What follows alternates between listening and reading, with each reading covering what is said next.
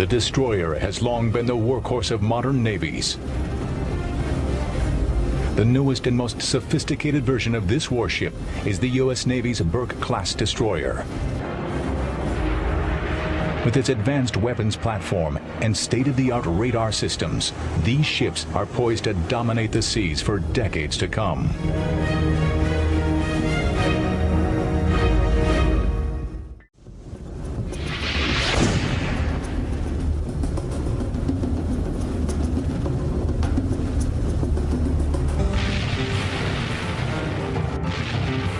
Fierce naval clashes of battleship against battleship are an iconic image of past wars.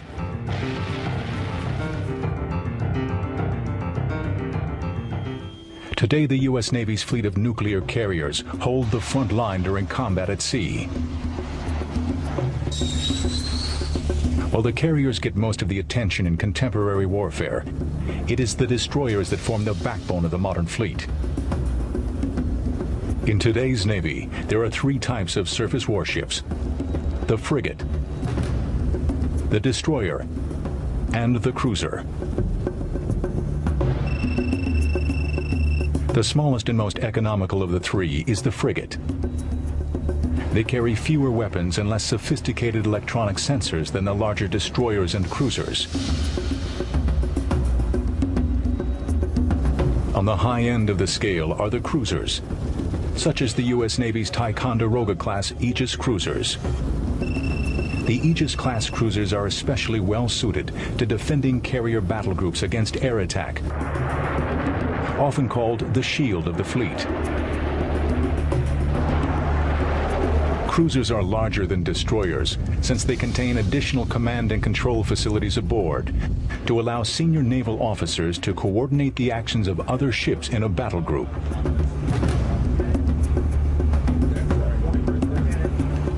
The destroyer fits in between the frigate and the cruiser. The modern destroyer is a well-balanced design. It is capable of carrying out a wider range of missions than frigates, while at the same time carrying weapons that give it capabilities approaching those of cruisers. The name destroyer stems from this ship's traditional role, torpedo boat destroyer.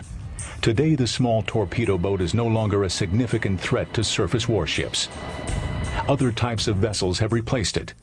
The most deadly torpedo boat today is the submarine, and destroyers like the R. Lee Burke are designed to combat the undersea threat. Above the surface, the anti-ship missile has replaced the torpedo as the newest danger. This requires a change in the balance of weapons carried by modern destroyers. These trends are most evident in the U.S. Navy's newest class of destroyers, the DDG-51 R. Lee Burkes. These destroyers are named in honor of Admiral R. Lee Burke, a legendary World War II destroyer commander. During the fighting in the Pacific, Burke commanded Destroyer Squadron 23 and won several key naval engagements with the Japanese fleets, including the Battle of Cape St. George in November 1943. Burke went on to play a prominent role in shaping the post-war U.S. Navy.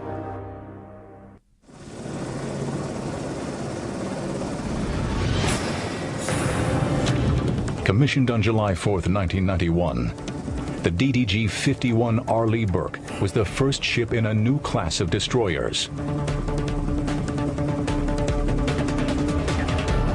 Among the ships in this class is the DDG-67 USS Cole, which was brought to the world's attention in October of 2000 when it was attacked by terrorists and 17 sailors were killed. Though their missions remain much the same, the ships of the Burke class are dramatically different from the destroyers Admiral Burke commanded in World War II. They are more than 4 times heavier than a World War II destroyer, with the latest version displacing over 9,000 tons. These destroyers represent many new approaches in naval ship design, even compared to destroyers from only a decade earlier. One of the most striking changes from earlier destroyer designs is its hull shape. Destroyers have traditionally been long and narrow. The Burke's designers took another approach. We have a very unique relationship in naval architectural terms, which is our length to beam ratio. For a ship of our length, we're very, very wide in the beam. And what that translates to is enhanced stability. We may not be the fastest ship on the ocean in a flat, calm sea, but we're probably the fastest ship in the ocean in a very heavy sea. That stability lends to just a more comfortable ride in the ship. It's good for the people, it's good for the equipment, it's good for morale. The R. Lee Burke was the first American warship in many years to use this new hull configuration. Other warships, including those of most other navies, still retain the more traditional proportions. Operational experiences of the Burke class confirm the advantages of this new design. Fairly significant storm that had just come through, creating 18 to 22-foot waves. The escort ship that we had was a Knox-class frigate. They could not physically go through the area that we were in due to the high sea state, high winds, and just the rolling of the ship was creating a dangerous environment for the crew. That's not to say that we wouldn't eventually come to that point too, but in 22-foot seas, the ship is taking maybe 8 to 10 degree rolls and can maintain 20 to 25 knots indefinitely, and that's a lot more than a lot of other ships can take. Besides its unique hull shape, the Burke also incorporates other significant changes in naval architecture, one being a return to steel construction. Destroyers of the Second World War were made of steel. By the 1960s and 1970s, steel was being replaced by aluminum. The switch in materials was due to the increasing weight of radars and other sensors, high up in the masts, which made the ships top-heavy. Aluminum was an excellent alternative to steel, since it offered strength at a lower weight. But it had its disadvantages in some respects, particularly in the case of battle damage and fires. The designers of the R. Lee Burke wished to return to steel construction and at the same time retain the many advanced electronic systems which have become essential to all modern warships. Well, what we've done on board R. Lee Burke was we've taken a lot of the vital spaces, taken them out of the superstructure, moved them down into the hull itself, and therefore we can afford to have steel topside. So you basically take your weight, relocate it from top down, and then you can afford to have more weight topside. Plus we've increased the beam of the ship so the ship won't be as top heavy or prone to rolls. It's a very stable platform on top of it. The Burke has a much more compact design than its predecessors. Its superstructure is sleeker and less cluttered than previous designs. And its architectural innovations make it more survivable in combat. The most obvious change in warship design since the Second World War is the physical impression of the ship. World War II destroyers bristled with guns. A typical destroyer would be armed with 4 or more turreted 5-inch guns. And there would be dozens of smaller anti-aircraft guns. Burke destroyers seem to be nearly devoid of weapons. The only weapon immediately obvious is the 5-inch gun on the bow. Appearances are deceiving, however, as these ships contain more effective firepower than any World War II warship. Burke-class destroyers carry a variety of missiles.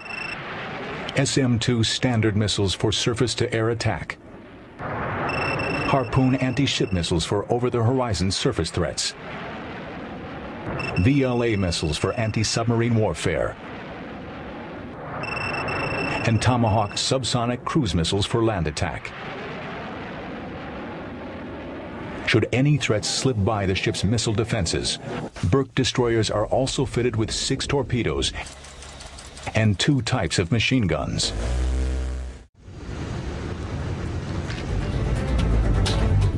The reason that the R. Lee Burke seems so barren of weapons is that they are hidden deep in the hull in the vertical launcher system. The vertical launchers consist of 2 launch cells, one in the bow and one in the stern, containing 90 missiles. Guns and torpedoes were the primary armament of the World War II destroyer. But on Burke destroyers, missiles are the primary armament. Admiral Burke himself played a key role in this development, heading the Navy's research in the late 1940s when naval missiles were first being tested. Advanced sensors allow the modern destroyer to attack targets far beyond the reach of World War II destroyers. In the Second World War, destroyers could only engage targets they could see, typically less than 10 miles away. Its most powerful weapon was its torpedo. Today's destroyers can attack enemy ships over 50 miles away using anti-ship missiles. We have the Tomahawk weapon system, the TASM, Tomahawk anti-ship missile variant, that can reach out quite a distance and be able to put a warhead on a ship. For a somewhat closer in action, but still over the horizon, we have the Harpoon cruise missiles, anti-ship cruise missiles. Those are pretty common throughout the Navy. For close in action, I have the option of using my gun system, my 5-inch gun system, or I can use standard missiles in their surface-to-surface mode. Can also, of course, control aircraft, and the ship is designed to be part of a carrier battle group, so we can use carrier-based aircraft, or for that matter, land-based aircraft, and direct them to conduct engagements for us. The Harpoon missile carried by the destroyer has been adapted for use by aircraft as well. It can be launched by the Navy's P-3C Orion, as well as the Air Force's B-52H Stratofortress bomber and the F-16 Falcon fighter. The long reach of the Tomahawk adds an unprecedented level of firepower to the modern destroyer, enabling an attack on land targets hundreds of miles from the sea. Until the advent of the Tomahawk, the only tactical naval weapons capable of such range were carrier-based aircraft. This ability was used with great effectiveness in the 1991 Gulf War. One of the first weapons that arrived in Iraq was a cruise missile launched off of an Aegis cruiser. That kind of capability to project power ashore hundreds of miles with great precision, that's a wonderful capability, and once again I think it lends to the balance and flexibility of this class of ship. The array of missiles in the vertical launchers can be changed depending on the Burke's mission. In the event of a hostile air attack, the Burke can launch the standard air defense missile. The standard missile provides protection against aircraft and cruise missiles at distances unimaginable in World War II. Radar guides the standard to its target, even if the target is moving near supersonic speeds. The standard forms the first layer of the air defense belt around the ship, reaching out dozens of miles.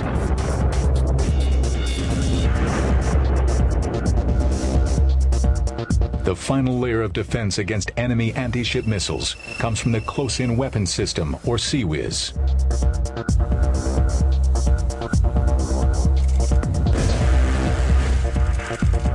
CWIS provides us an anti-ship missile defense. We try to engage at the furthest distance. If those break down and somebody happens to sneak through, the close-in weapon system will come into effect there.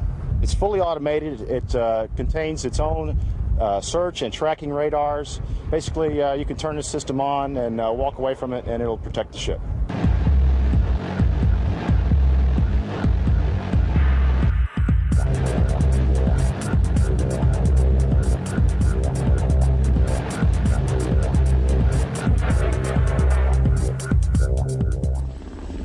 On the rear deck of the destroyer is a landing pad incorporating LAMP's Mark III electronics for coordinated anti-submarine helicopter operations.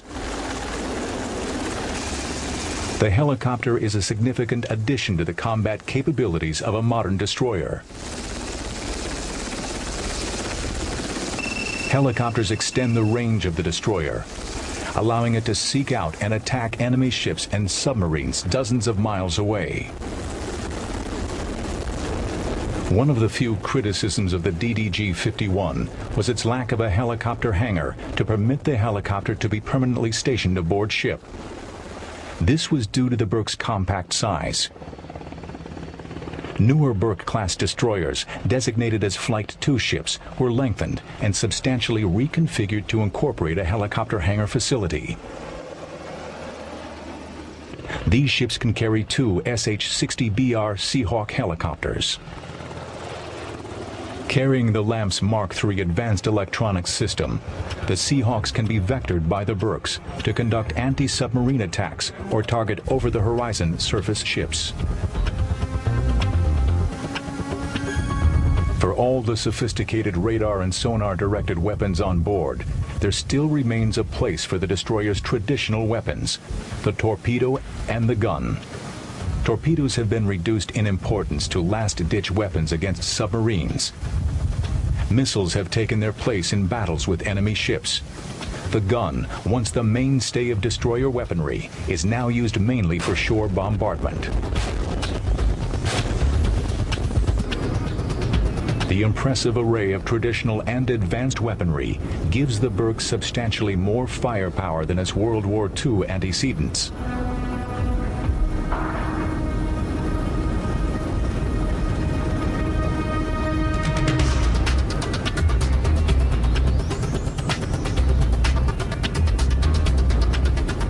The combat power of a ship can no longer be judged by its weapons alone. Far more critical are its electronic sensors. These sensors allow it to accurately detect a target at long range and then direct the weapons to destroy it with pinpoint accuracy. During World War II, Admiral Burke was among the pioneers of these new sensors, using some of the first naval radars to come into use.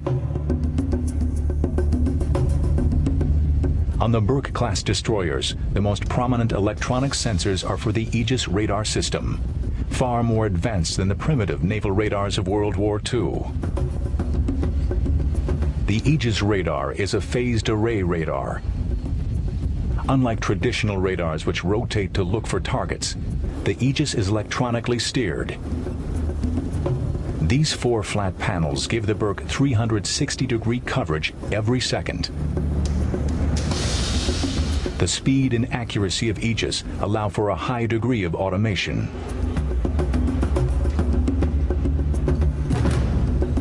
We have a very highly automated, computerized system, so we can take advantage of a rapidly developing scenario that we can respond very, very quickly. And in a highly automated, computerized system like the Aegis weapon system, we can detect, track, and engage an incoming threat very quickly.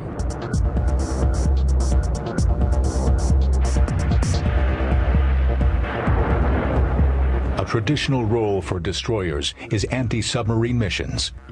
As in the case of air defense, the essential ingredient in this mission is its electronic detection system. Located under the bow of the ship, the sonar is the key sensor in submarine hunting. On the bow of the ship is the SQS-53 Charlie sonar, a very high-power, multi-frequency, multi-path type of active sonar. And so we have a great active capability to send active sonar transmissions out to listen for a return and find out where that submarine is. On the after part of the ship is a very sophisticated towed array passive sonar system that we trail behind us almost a mile behind the ship. And so we can put that down at various depths of water, so if a submarine is running deep, we can put our sensor down deep to listen for him. So it's a terrific 1-2 punch. A destroyer in World War II was usually on its own in collecting data on enemy positions. Today, the Burke receives data from many sources, including satellites, surveillance aircraft, and other ships in the battle group. Critical data can be beamed around the world over digital data channels, linking surface warships operating anywhere in the vast expanses of sea.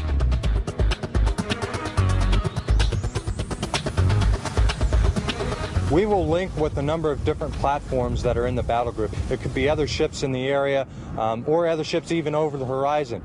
They'll send us the information that they have. We'll send them the information that we have, so you get one overall combined picture.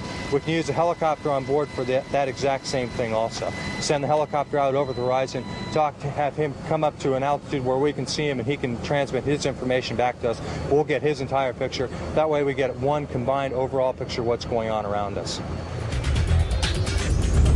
In decades past, the captain fought from the bridge of the destroyer. Today, the enormous flow and convergence of data from its advanced sensors and the need to coordinate the destroyer's actions with other components of the battle group means that the captain will fight the ship from deep in its hull in the Combat Information Center, or CIC. From there, a Burke-class destroyer can use not only its own weapons to attack an enemy target, but the weapons of other ships and aircraft of the battle group. This flexibility is made possible by the advanced command and control features of modern warships. Destroyers have traditionally been capable in all mission areas. Even Admiral Burke's Desron 23 destroyers were capable in air and certainly capable in surface. That's where their most famous track record was, and ASW. With DDG-51 USS Arleigh Burke, what you're getting is a destroyer that's capable in all mission areas, but it's perhaps more capable than other ships in all mission areas.